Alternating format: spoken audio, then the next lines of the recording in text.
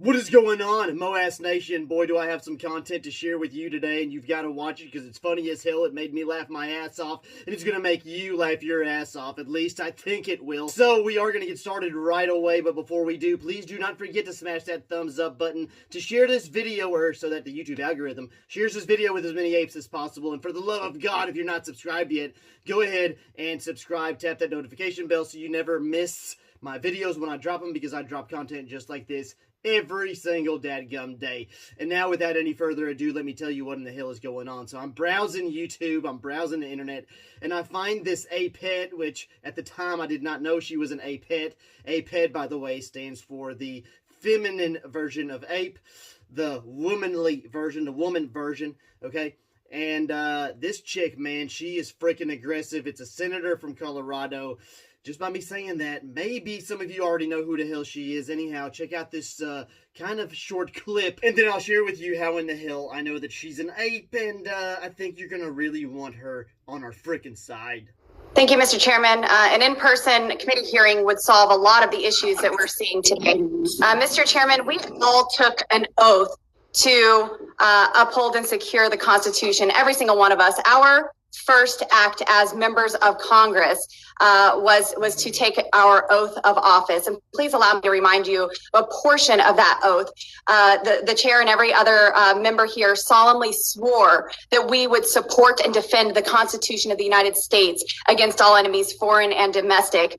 The Second Amendment is very much a part of the Constitution of the United States. And so it doesn't matter how you feel, how you classify it. This is an enumerated right that American citizens have to keep and bear arms. Maybe some of you need to be reminded the Second Amendment says a well-regulated militia being necessary to the security of a free state. I know you don't like those words, necessary, security. Excuse me, I actually take those words back. A well-regulated militia being necessary to the security of a free state. The right of the people to keep and bear arms shall not be infringed. That ends in a period. There's no semicolon to follow that. There are no examples on when government can restrict these rights. So any clever proposition that comes after that is an infringement on our constitutional rights. As you've heard, other committees are not taking up similar rules. I also sit on the Budget Committee, and there's not a rule banning firearms from the hearing or conference rooms. How do you plan to enforce this, Mr. Chair? If there's no enforcement measures here, why have the rule? Will there be metal detectors installed outside the committee hearing doors? What is the procedure for delaying a vote as members get screened? Who is going to pay for these new metal detectors and increase security?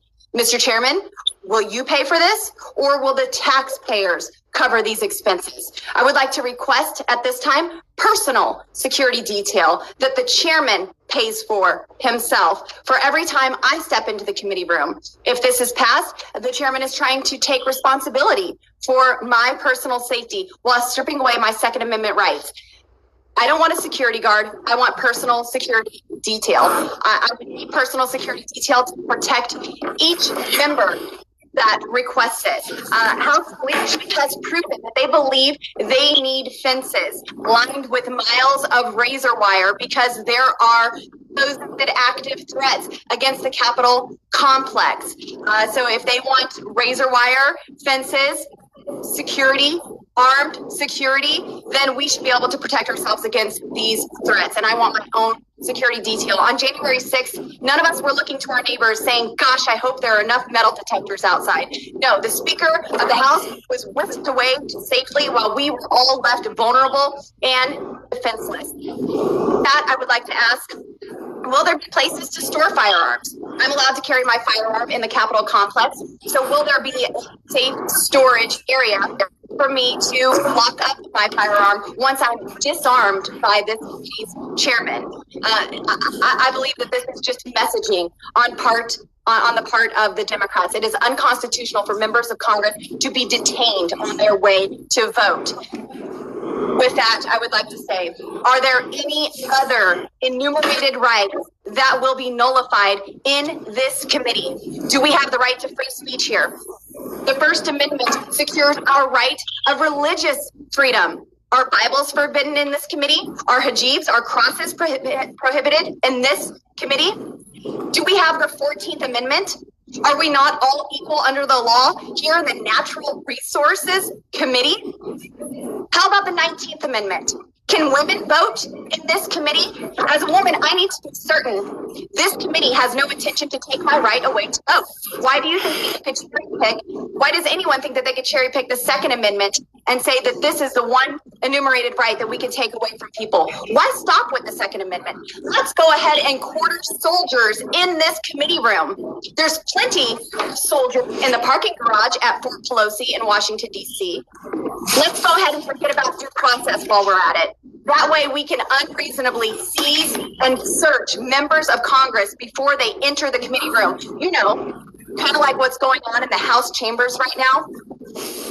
I urge my colleagues to think about this. If we don't protect our rights in Washington, D.C., there's little hope outside of Washington, D.C. for the American people to have those rights. This rule is absurd and is discriminative, power grab of our constitutionally protected rights. After investors rallied on Reddit to make GameStop one of the hottest stocks in the market, which hurt short sellers and hedge funds.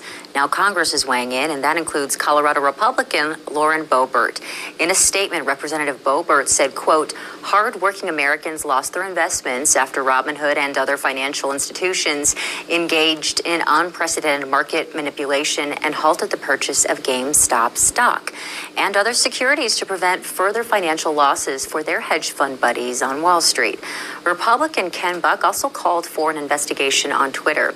Boebert and 11 other members of Congress have called on the Security and Exchange Commission to look into the legality of yesterday's events. Today, GameStop trading resumed on Robinhood in limited capacity. It might be a little too late, though. Now class action lawsuits are filling in, alleging the app clamped down on trading purposefully and knowingly to manipulate the market.